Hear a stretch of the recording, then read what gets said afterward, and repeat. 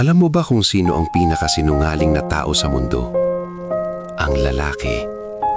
Hindi dahil masama sila, kundi dahil hindi nila kayang aminin kapag nahihirapan na sila. Sanay silang ngumiti kahit pagod na ang loob.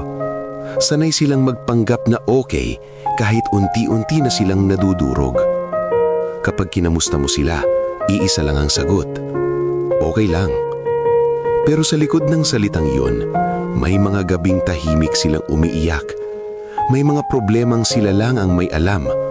May bigat na araw-araw nilang pasan, pero wala silang masabihan. Dahil tinuruan silang maging lalaki, matigas, walang luha, walang kahinaan.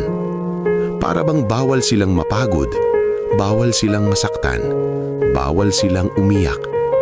Dahil kapag lalaki ka, dapat palagi kang malakas. Pero ang totoo, mas emosyonal ang lalaki kesa sa iniisip ng lahat. Mas malalim silang magmahal, mas tahimik silang masaktan, mas matagal nilang kinikimkim ang sakit hanggang sa sila na mismo ang maubos. Hindi nila ipinapakita hindi dahil wala silang nararamdaman, kundi dahil natatakot silang husgahan.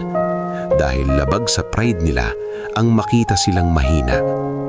Kaya sa susunod na marinig mong sinabi ng isang lalaki na, okay lang ako, sana maintindihan mo, minsan iyon ang pinakamasakit na kasinungalingan na kaya niyang sabihin.